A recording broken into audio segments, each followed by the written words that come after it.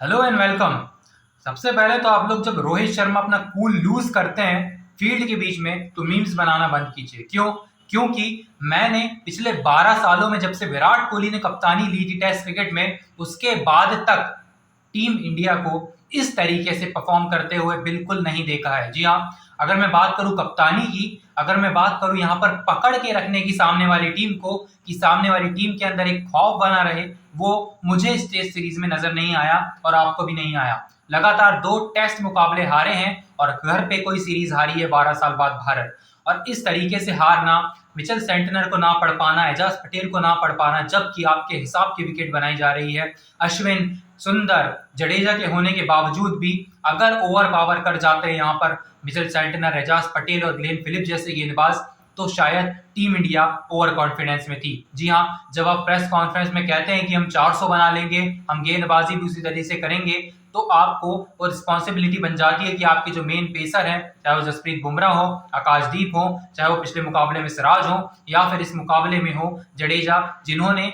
मैंने कहा था कल कि आज के दिन शुरुआत होगी जडेजा के विकेट से, वो हुई और उन्होंने अपना बेस्ट दिया। बल्लेबाजी में यहां तक नौबत आ गई है भारतीय टीम के पास कि अब भारतीय टीम को जडेजा के ऊपर डिपेंड रहना पड़ रहा है। जी हाँ, जब जडेजा को हम लोग ट्रोल करते थे और जब हम कहते थे, उनकी कमियां निकालते थे कि बल्लेबाजी में सपोर्ट करना चाहिए, तभी उसी जडेजा ने अभी दोनों इनिंग में पकड़ के थोड़ा बहुत रखा था, लेकिन वो भी बल्लेबाजी में फ्लॉप रहे। मैं ये नहीं कह रहा हूं कि बहुत उम्दा बल्लेबाजी करती है, हाफ सेंचुरी लगा दी, बिल्कुल नहीं लगाई। सबसे अच्छी बल्लेबाजी अगर इस इनिंग में करी है तो यशस्वी जायसवाल ने करी है। जी हाँ, 118 के स्ट्राइक रेट से बल्लेबाजी करी है और वो उसके 77 रन की बदौलत ही भारत 245 तक पहुंच पाया, नहीं तो फिर से इंडियन टीम 150 पर पैक हो जाती। जिस तरीके से पिछली इनिंग में 155 पर पैक हो गई, उस तरीके से टीम इंडिया फिर से यहाँ पर लूज कर जाती अपनी यह जो विकेट्स हैं, जिस तरीके से रनआउट हो रहे हैं, जिस तरीके से आप कैच दे रहे हैं इजीली, जिस तरीके से आप स्पिन नहीं पढ़ पा रहे हैं, खुद रविचंद्रन अश्विन भी स्पिन नहीं पढ़ पा रहे हैं,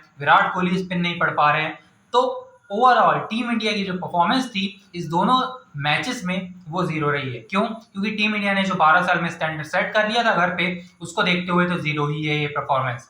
ओवरऑल इस पूरे मुकाबले में भारत की ओर से वॉशिंगटन सुंदर के अलावा कोई और मुझे ऐसा परफॉर्म करता हुआ नजर नहीं आता है जो कि ब्रिलियंटली परफॉर्म कर गया हो या फिर भारत के लिए जो है बहुत ही कुछ अमेजिंगली बहुत ही बढ़िया काम कर दिया हो। अरे, जब आप कहते हैं कि रोहित शर्मा बहुत ही बड़े कप्तान है टेस्ट के, अब तो सक्सेसफुल कप्तान है और डब्ल्यूटीसी में अगर हमको फाइनल में जाना है, तो क्यों आप इस तरीके से कप्तानी की जो कुछ नियम होते हैं, कुछ चीजें होती है जो कि सामने वाली टीम को आप एक तरीके से खींच कर रख सकते हैं, बांध कर रख सकते हैं, जो नहीं रोक पाए रोहित शर्मा। ऑनेस्टली मैंने ये सेकेंड इनिंग में भी देखा, मतलब फर्स्ट इनिंग जो न्यूजीलैंड की थी उसमें भी आपने देखा इनिंग में भारत की बल्लेबाजी की भी। आप सऊदी आते हैं, आपके सामने रबाड़ा आते हैं, आपको इन एंड आउट बॉल समझ में नहीं आती है, आप बोल्ड हो जाते हैं। जी हाँ, not criticising him, but to be honest he is weak against Rabada, Southee और even any pacer who has swing in test cricket.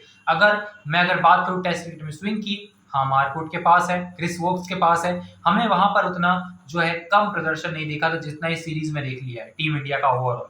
मैं चाहूं यहाँ पर शुभमन गिल को देखूं, यहाँ पर ऋषभ पंत को देख लूं, इमेच्योर शॉट्स, इमेच्योर गेम, जिस तरीके से आपने स्टैंडर्ड सेट कर लिए हैं उस तरीके से जो टीम इंडिया बिल्कुल भी नहीं खेली है। अगर मैं बात करूं ओवरऑल, तो परफॉर्मेंस वाइज भी न्यूजीलैंड ने यहाँ पर भारत को मात दी है। अगर 10 में से काउंट करेंगे तो ये 8 और 2 ही होगा। क्यों? क्योंकि टीम इंडिया का स्टैंडर्ड उस लेवल का है ना, उस स्टैंडर्ड है, फिटनेस लेवल है ना, तो उस लेवल से आप मैच नहीं कर पाए। That's why team India has lost this series after 12 years at home. और ये जो है टीम इंडिया को सूट नहीं करती है ये चीज कि they have lost the series against New Zealand. हमेशा न्यूजीलैंड के अगेंस्ट कुछ ना कुछ हो जाता है टीम इंडिया को। जी हाँ, अगर मैं बात करूं वर्ल्ड कप सेमीफाइनल की, वहां पर विराट कोहली चले थे, इसलिए टीम इंडिया वहां पर निकाल गई थी वो सेमीफाइनल, नहीं तो वहां भी हार जाती। और ऑनेस्टली बात करूं तो मिचेल सेंटनर को कोई भी नहीं पढ़ पा रहा है, इवन नॉट विराट कोहली, ऋषभ पंत। फिर से फाइवर दे दिया आपने, फिर से फाइवर दे दिया, फिर 6 विकेट लेके जा रहे हैं।